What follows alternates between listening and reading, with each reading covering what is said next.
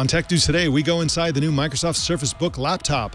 Plus, Google's Street View app goes all virtual reality on us, and a company in Russia is now selling Vladimir Putin iPhones for some reason. It's all coming up next on Tech News Today. This is Twit. Bandwidth for Tech News Today is provided by CacheFly at CacheFly.com.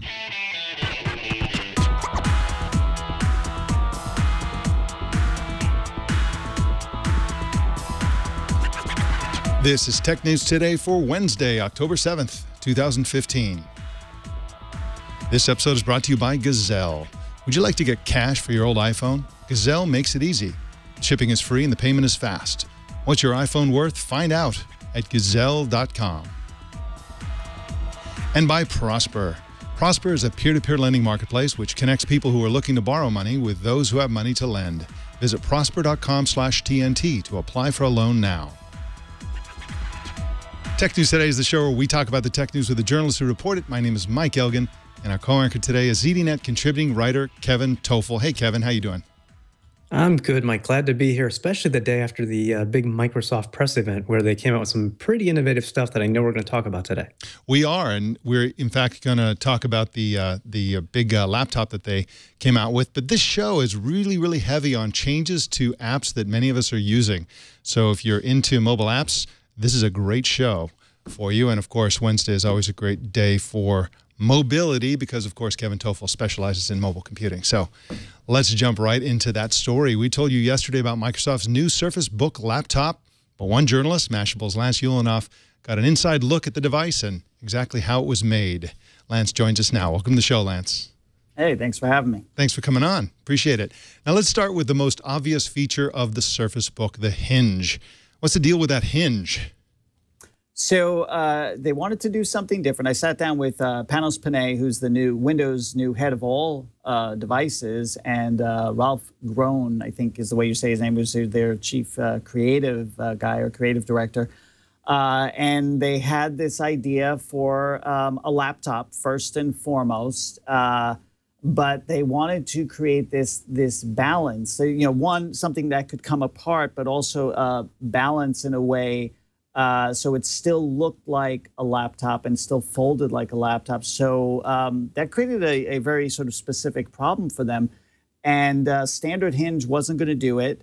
And they came up with this 4-part hinge that basically what it fundamentally does is it extends the base. It extends the base out by kind of rolling out almost like a carpet and going forward. And I got to see the very earliest prototypes of this little design, which, by the way, they wouldn't tell me who's the guy, who's the mastermind behind the special hinge, but they started as plastic, and it just kind of became this really exquisitely designed thing that after a while, I think they started to get a little crazy about it, because once they figured it out, and once it was going to be part of the Surface Book, then they wanted to show it off in a way. And Panos talked about this thing called a kiss, which at first when he started talking about this, I really had no idea where he was going with it. It was very strange. Sounds very uncomfortable.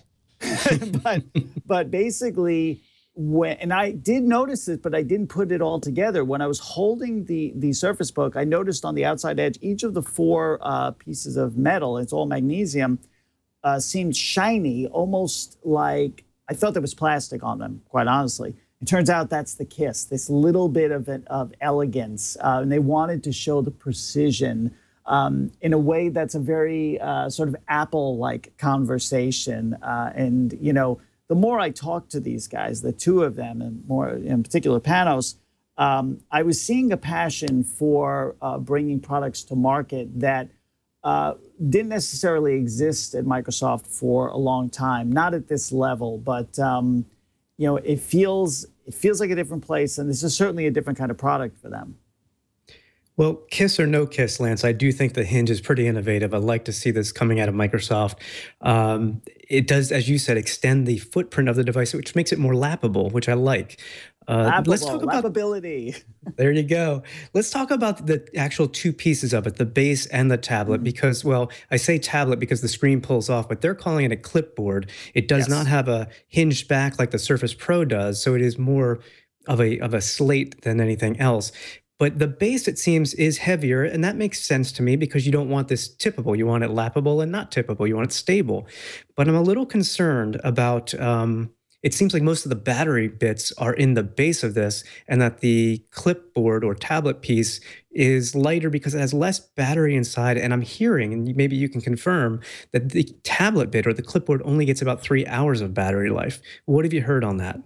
Right. Well, at the event, they actually told me that it was, I think it was 3 to 4 top and roughly 8 on the base. So there is more battery in the base. The base is designed to be heavier, but not a lot heavier. You know, it's a bit of a balancing act here because they did it. You know, you're not designing, and this is why they had to do that special thing with the base. You're not simply designing a screen. You're designing a full-blown computer that's attached to a base that actually also adds some computing power because, as I talked about on the launch, there is a GPU, a discrete GPU in the base of the device. So when you put it all together, you gain the benefit of that. But yeah, the idea of having it balance, being lappable, and balance was of critical importance. I talked a lot about that in my discussion with them about figuring out the design, figuring out the weight, and also figuring out, you know, I want to back up for 1 second because one thing to keep in mind here is that, yes, there's less battery life on the tablet, but they told me that they expect that 80% of the time this will be used as a laptop. And then the 20%, it'll be detached for some, you know, for something else. But a lot of times you may use it. You know, you can detach the screen, flip it around and put it back in, and then you close the device so now the screen is on the outside. And it's sort of this sketchbook mode, which they expect a lot of people to use. So that's, which again gives it more power too.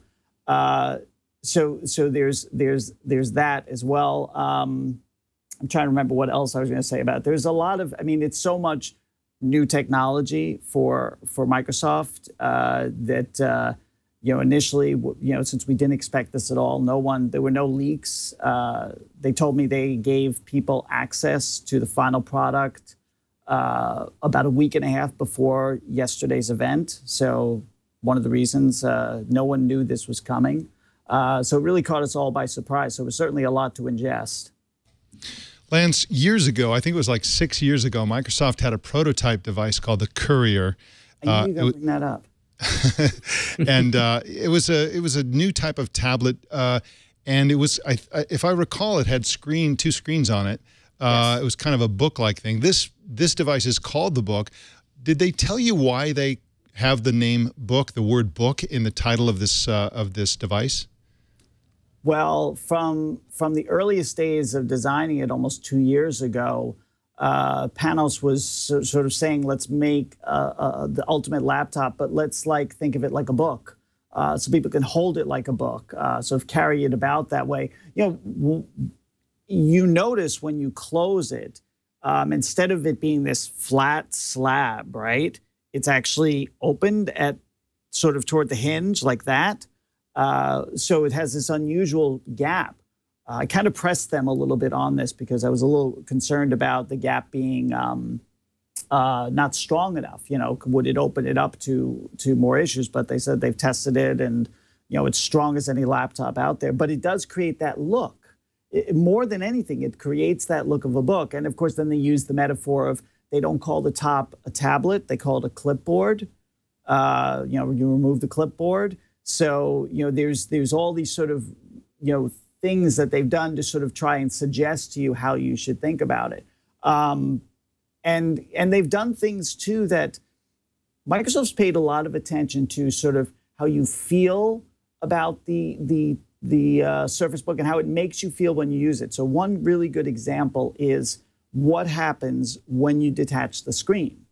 First of all, it won't just detach by pulling it off. So I have a Surface. I'm actually doing our call right now on a Surface Pro 3. And that you just pull apart from the keyboard. But the Surface Book, if you tried to do that, it wouldn't come apart. There's a dedicated button. When you hit that dedicated button, you hold it down for about 2 seconds, which I think is a slight learning curve, not a big one. But you actually hear something. You hear like this click, and then you just lift the screen out. But what they told me is the click is like a fake. there is no click. Wow. The technology that's used to unlock it doesn't actually make a sound. So they added a sound. Wow. They added something to sort of give you the so-called confidence that it is ready to be removed or fully inserted. So if Microsoft assumes correctly that 80% of this time this will be used as a laptop, it's obvious that it needs a good keyboard, good trackpad on that base. And I use a Surface Pro 3 as well, and I'm actually pretty happy with the type cover, not so much with the trackpad on it right now. This is a little bit larger and it looks nicer. Have you gotten a chance to actually type on it, use the trackpad? And if so, what did you think? Very briefly, very briefly at the event. Great action on the keyboard. The keys are separated. They're great size. It feels full size. It's a 13-inch laptop, so you've got all the space, and they definitely use it well for the trackpad. But always with trackpads, you need a lot of time with them to really know whether or not they're going to be good. I've had some terrible ones, and I've had some great ones, and from all the major manufacturers, with the exception of Apple, which has always done, honestly, a really good job with them. But it certainly looks bigger and better, so I'm hopeful. Lance, I promised to get you off in 5 minutes, and I really apologize. We went longer than that, but this is just so fascinating. And if I could impose on you one last compound question, which is, number one, do you want to buy one? And number two, is Microsoft back? Is this going to put Microsoft back on the map as a major player in the business, I guess? Well, it's definitely too early to say whether or not I want to buy one. I will tell you that as somebody who uses a Surface Pro 3 every single day, I have a decision to make. Am I someone who wants the upgrade, the Surface Pro 4, or am I somebody who's going to switch to the Surface Book? Now, the Surface Pro 4 is still going to be lighter, I think, in total than the Surface Book. But the Surface Book has, I think, potentially more power. It's elegant. It's beautiful to look at. They both have touch screens, which I believe I really like and I want, and they both have the great pens. So it is, I don't know, but it's a great, and I think that's something that Panos said to me yesterday, that he thinks it's a great problem for his customers to have. As far as the company being back, I think Microsoft is in a very interesting place right now. It is able to do sort of hide in plain sight. Every time they do something like the Surface Book or the HoloLens, where they actually surprise us, people are like, oh my gosh, I had no idea. And how are they keeping secrets when no one else, including Apple, can anymore? Because no one's paying attention. Because people still believe that Microsoft is somebody who is not innovating, who is not breaking new ground, who is not leading. But if you've been paying attention over the last 2 years, what you have seen is that Microsoft is leading in a key area, and that is in the computing, the laptop computing space. How many knockoffs are we seeing of the Surface Pro 3? How many companies suddenly, like Google and even Apple, are introducing things we never thought they would? Apple has a keyboard. Apple has a pen. Apple puts them together and shows you the iPad Pro. That is something that Microsoft hasn't led in a very long time. I think they feel that, they sense it, and I don't think Microsoft ever went away. I've had this argument with many people. There are 300 million people out there using Windows, probably nearly that many using Office. They have a great business. They make a lot of money, but they're finally doing something that they probably never quite did before, truly putting the hardware and software together in a way that makes something different and that people actually want. Wonderful. Lance Ulanoff is at Mashable.com and on Twitter at Lance Ulanoff. Lance, thanks for joining us today. It's my pleasure. Bye, guys. We got more news coming right up, but first I want to tell you about Gazelle. Gazelle is one of our sponsors today, and Gazelle is out to save the environment. What am I talking about? Well, smartphones, unfortunately, this is the bad news, are horrible for the environment. The manufacturing process is incredibly bad for the environment. There's all kinds of toxic elements that go into it. There's a lot of waste involved in building a smartphone. And really there are a few companies that try to make environmentally friendly smartphones, but they're really not. They have to have batteries. They have to have lots of ingredients inside those phones that are toxic and problematic. So really, the only environmentally friendly smartphone is one that is never manufactured. So if you participate in the reselling and reuse of smartphones by using Gazelle, you're helping the environment. Instead of having you have a smartphone in a drawer or in a box or in your garage and somebody else going out there and buying a new phone, you can put your phone into circulation. They'll buy your old phone instead of buying a new phone. And the more people who participate in Gazelle, the fewer phones have to be manufactured. Think about that. This is a really, really easy and appealing way to help the environment in some small way. Simply go to Gazelle and buy a smartphone from Gazelle, or sell your smartphone to Gazelle, or both, and get everybody else to participate in this aspect of helping the environment, because, of course, the other benefit is you get the latest and greatest phone. You don't have to hold on to your phone forever thinking that it's wasteful to upgrade to a no phone. No, it's wasteful to not use a phone. No matter who is involved, if you're not using it, that's wasteful. So get it back into circulation, and Gazelle will find a happy home for your device, and they will sell you a newish device at a fraction of the price of a brand new device. So you got to go to Gazelle and check it out. Even if you're just on the fence, even if you don't have a device right now to sell, or even if you're not in the market for buying one, go to Gazelle right now, GAZELLE.com, and check it out. Trade in your used phone and electronics for cash. Visit Gazelle.com today. Google today unveiled a new initiative for speeding up websites on smartphones. It's called Accelerated Mobile Pages, or AMP, and it's seen as an open source alternative to Facebook's instant articles. Erin Griffith writes for Fortune and joins us now. Welcome to the show, Erin. Hi, thanks for having me. Thanks for coming on.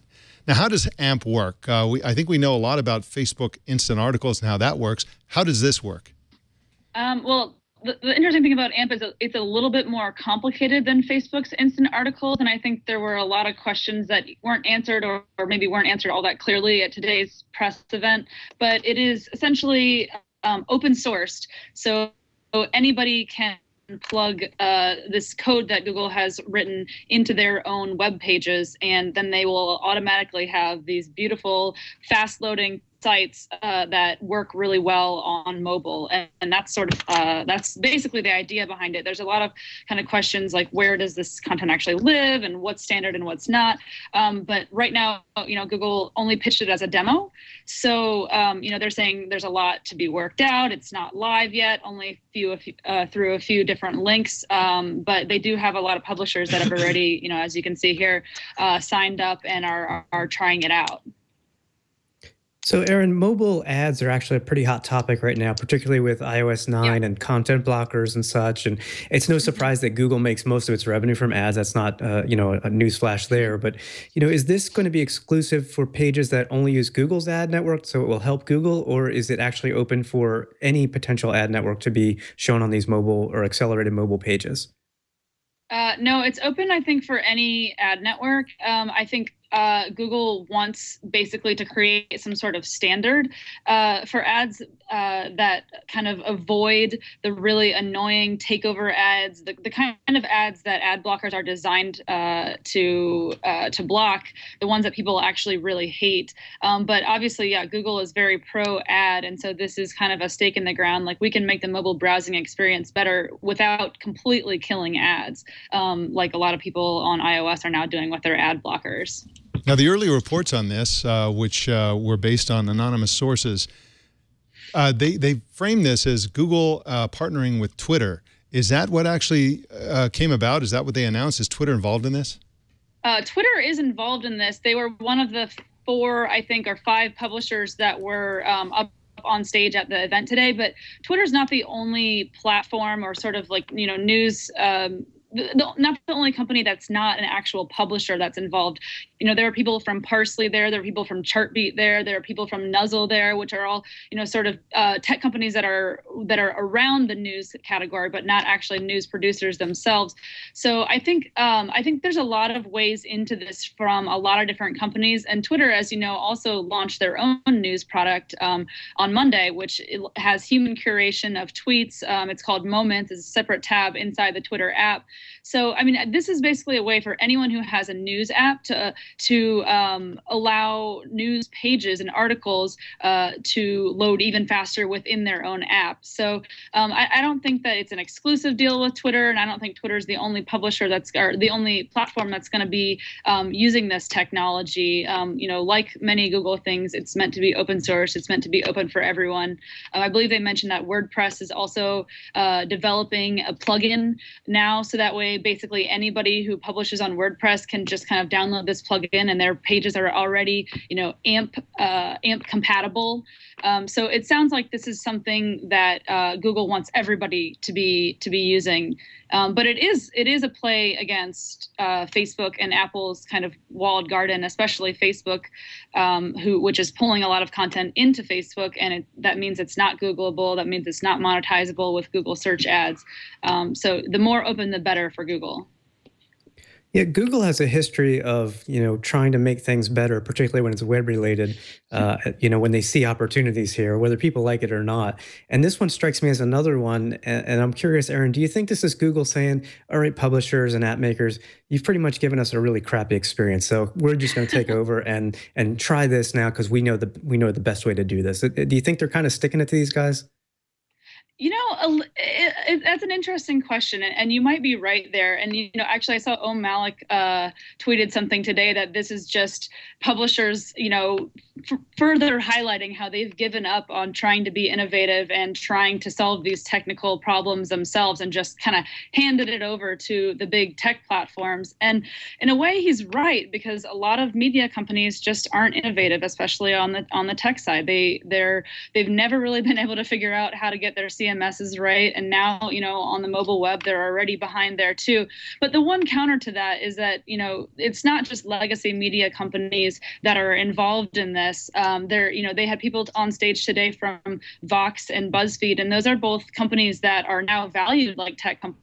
They're valued in the billions of dollars, and a big part of that is because of their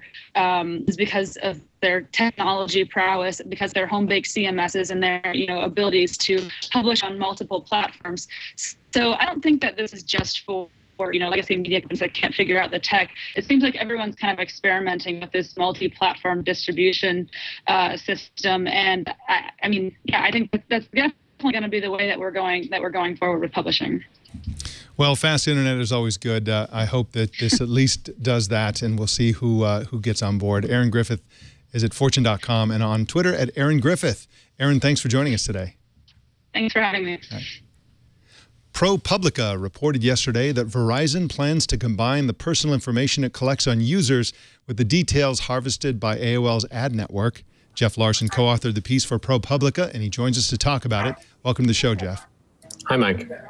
Now, how does this tracking work exactly? There's a lot of tracking going on here, and so this is an interesting story, because this is everybody's nightmare of when disparate databases on users come together and can be used in combination. Now, how does this tracking work exactly?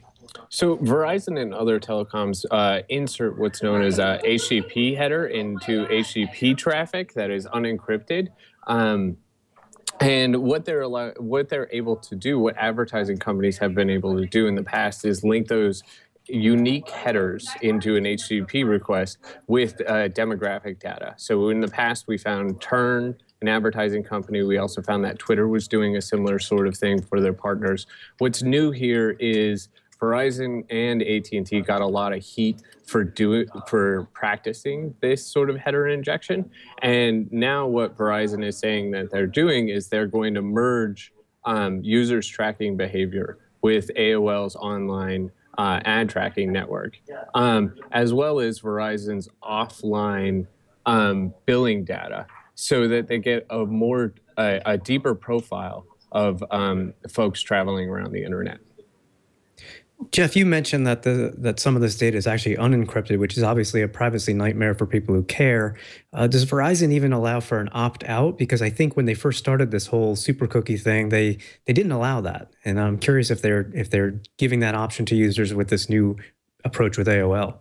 Part of the news here is that they are allowing you to opt out. By default, the program is opt-in, however, and I don't believe that folks will take the time out of their busy lives to sort of opt out into this sort of tracking. The other thing about the unencrypted part, so Verizon is sending down this header that rotates periodically, so it's not the same unique header all the time. And basically, if you're one of the companies in the know, like AOL, then you can use that to join it with your profiles. And this is a boon to advertisers because in the past they've had problems tracking people using, like, say, Safari on their iPhone and then switching over to Tweetbot.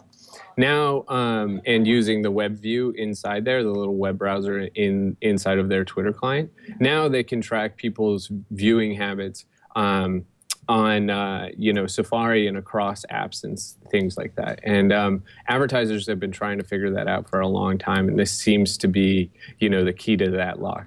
I don't think most people really know which ad networks are serving up the ads that they see online. Can you give us a sense of how widely used AOL's ad network is, and for that matter, how many customers Verizon has, just to get a sense of how widespread this problem is? Sure. So AOL's ad network reaches 40% of the internet, and Verizon has 137 million customers. When we approached Verizon to comment on this story, they said that this is, their chief privacy officer told us that it's better because all of this stuff is inside one company. But when you're talking about 137 million users and 40% of the internet, that's a pretty wide swath of users that they now can target based on their interests and their age and their gender. We'll see if this actually makes anything like advertising more relevant somewhere for someone. Jeff Larson is at ProPublica.org and on Twitter at @TheJeffLarson. Jeff, thanks for joining us today. Thanks, Mike. Have a good one. All right, bye-bye. Facebook is partnering with the on-demand service Pro.com to enable home repairs to be arranged via Facebook Messenger. Carolyn O Donovan is a senior technology reporter for BuzzFeed News and joins us to talk about it. Welcome to the show, Carolyn. Hello, hello. Now, how does this feature work exactly? The idea is just that if you wanted to book a service with someone from Pro.com, you could either send a text message. It's actually, the service is called Text to Pro. So if you wanted to book someone, you could text them, or you could use Facebook Messenger and say, I just bought this new TV. I need it installed on my wall. Do you have someone who can come by?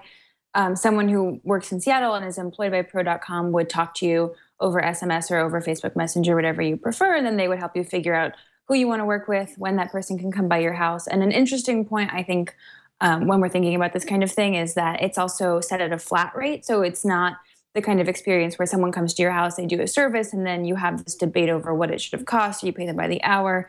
It's sort of commoditized by the fact that it's a flat rate. So you agree ahead of time on what it's going to cost, and then that's kind of it. Carolyn, it's an interesting partnership because I would imagine it expands the reach of Pro.com potential customers, Facebook having, say, 1 billion people using it.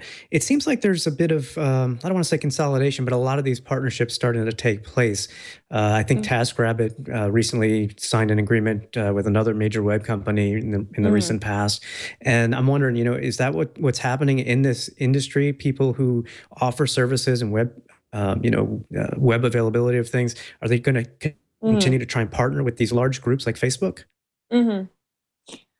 Right. So I think it helps to imagine it as a supply and demand problem. So like you have on the one hand all of these people who are using Google search or are using Amazon, and then you have all of these people who want to get paid to fix your clogged sink. So it's a matter of always keeping in balance those two sides. So TaskRabbit has a partnership with Amazon Home Services, the idea being that if you are on Amazon, right, and you buy a TV, like I said before, and you need it to be installed, you can find someone on TaskRabbit in your area who would be then available to come by and install it for you without ever having to leave Amazon. And that kind of, the idea is that it helps the supply and demand meet in the middle. So this is a similar partnership, like you said. Pro.com has this network of hundreds of thousands of service professionals. There are, like you said, a lot of people who use Facebook Messenger who are more comfortable texting. I think Mark Zuckerberg said at the big F8 conference in San Francisco this spring, people don't actually enjoy calling, making telephone calls that they don't have to make. Increasingly, they would much rather do something over the phone if they can. And I'm obviously with companies like Uber, we know that to be true. So this is a way of sort of capturing all those people you might be pushing off, having to call a plumber, going to Yelp, picking out someone. This makes it a little bit easier and almost puts the burden of some of that connective work on someone who already works for Pro.com. So yes, it's definitely about matching people who need a service completed and who are using these platforms already with people who are waiting to get booked for them, but might be hard to find otherwise. I'm curious about a weird phenomenon that exists. It's a psychological phenomenon that exists in the on-demand economy. I think people used to rack their brains to make sure they got the right skilled handyman, if you will, to come to their house. It's like, oh my gosh, which one should we get? We don't want to get the wrong one. And in the on-demand economy, people suddenly are just like, well, whoever they send is fine, whatever. It's just easy. But barring that, do you think that that Messenger, that a messaging app, is really the most compelling way to arrange these kinds of services? I mean, personally, do you think that people are going to jump on this? Yeah.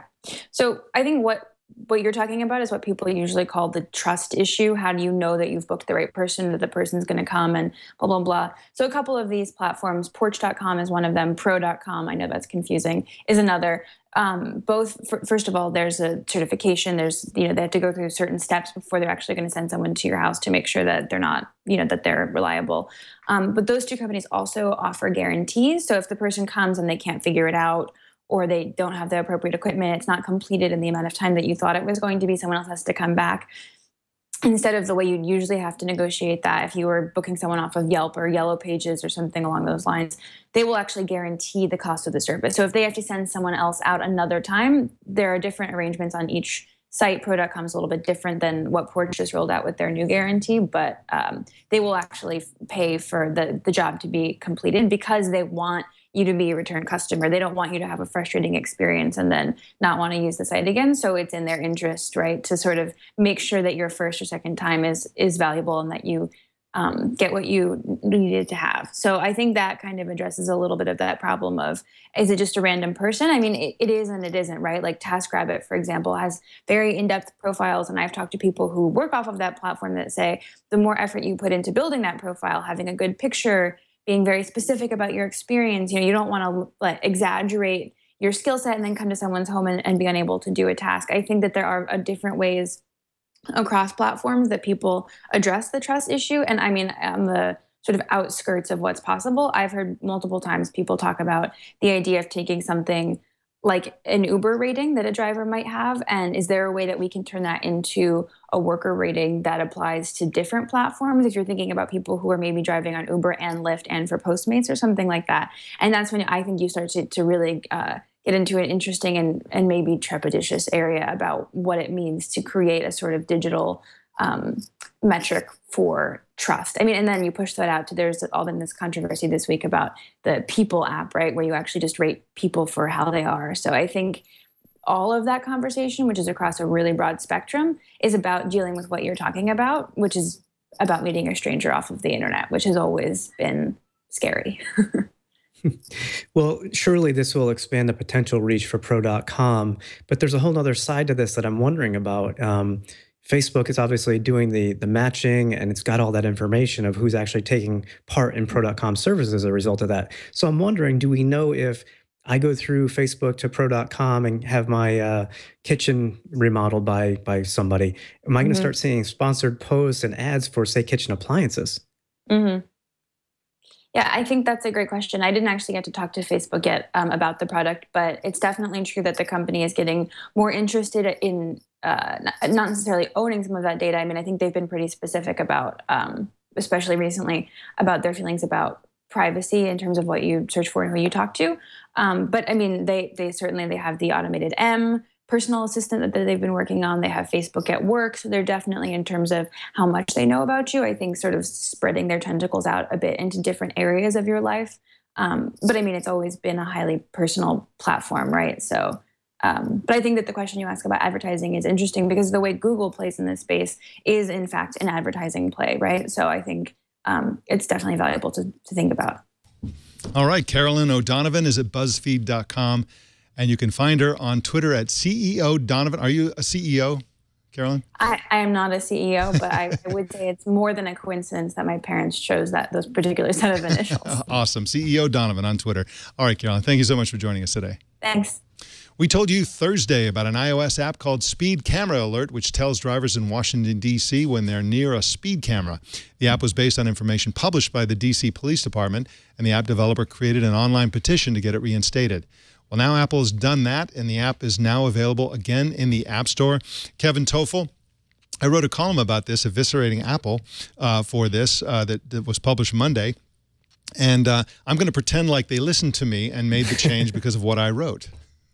So everybody can thank Mike because Apple finally came to their senses. You're all welcome. And, yeah, you know, we talked about this on the show last week and how Apple said it was not providing legal information in that particular district or jurisdiction, when in fact in Washington, D.C. it is legal and available information. So again, we talked about if this was a play between the big developer versus the small developer, because Google has ways, and I'm just glad Apple came to their senses and turned this over and put it back in circulation. So am I. It's a great thought. And when I was writing this column, I was thinking more about what it is that Apple was doing.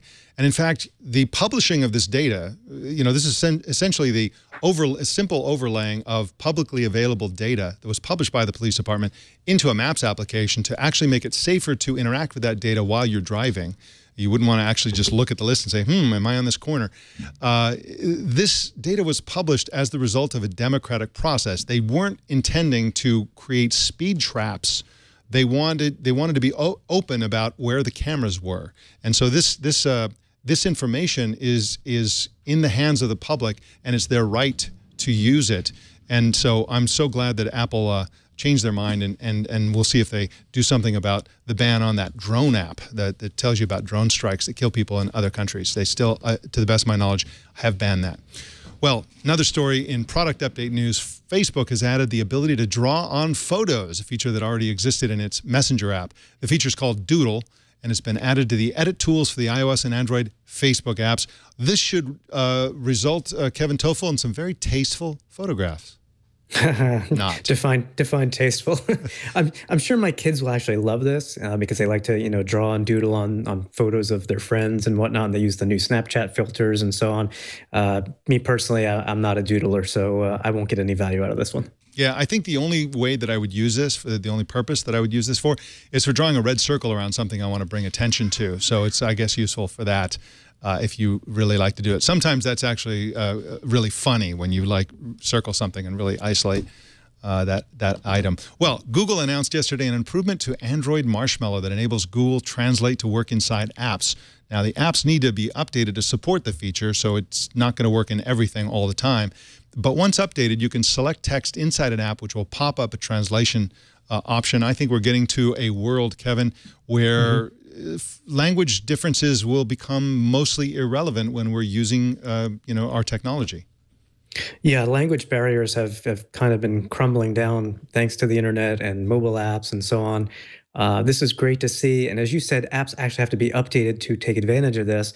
And on top of that, they have to be running on Android 6.0 or Marshmallow, which currently is only available for select few Google Nexus devices. I'm trying to get it on my Nexus 6 as we speak. So this isn't something people can rush out and go try, but it is definitely something to look forward to. Yeah, absolutely. Well, in other Google product update news, Google's standalone Street View app for Android now supports Google Cardboard.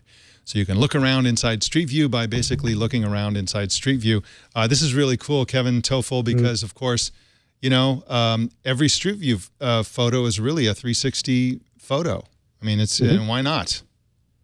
Yeah, Street View is made for this type of VR approach. And I'm such a dummy. 2 years ago at Google I/O, they handed out cardboard for the first time. And I was in a rush. And I'm like, it's a piece of cardboard. I'm going to leave. And I never got it. And now I have to go spend $20, $30 and go get some cardboard because they're doing some great things. And I use Street View all the time just to see different areas around the world that I may not ever get to. So to see it in the Cardboard app would be awesome. Absolutely. Well, but folks, don't do it while driving. It's not a good idea. Well, we got some more news coming right up. But first, let's talk about Prosper, one of our sponsors today. Prosper is the way to borrow money these days. You don't want to borrow money from a bank. You don't want to borrow it from a friend or a relative. You want to borrow it from Prosper, and I'm going to tell you why. It's the internet way to borrow money. You simply go to prosper.com and you fill out basically a form. You know, what's your name, all the, a few details which are kept private and secure by Prosper. And then somebody comes along and invests in your project. For example, you want to remodel your kitchen. You can get a loan for that. You want to pay off your high-rate credit card debt. You can get a loan for that. You can get a green loan, which means you're going to make something more environmentally friendly. You're going to get rid of your Volkswagen, for example. You can get a loan for that. It's a green loan. There are lots of people out there that want to back and invest in environmentally friendly projects.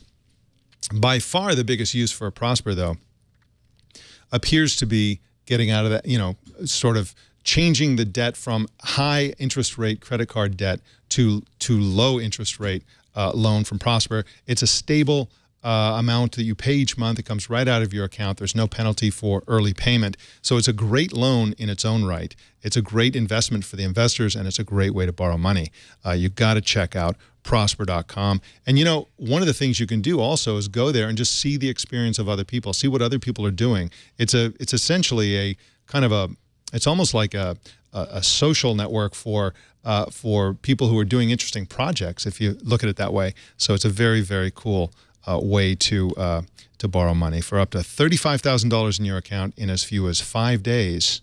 Just go to prosper.com/TNT, and we thank Prosper for their support of Tech News Today. That's prosper.com/TNT. Well, in news you can lose, I've got some great news for you iPhone enthusiasts who are also fans of Russian President Vladimir Putin, who turns 63 today. Today's his birthday. A Russian jewelry company called Caviar is now taking orders for a special iPhone 6s called the Gold Supreme Putin Anniversary iPhone.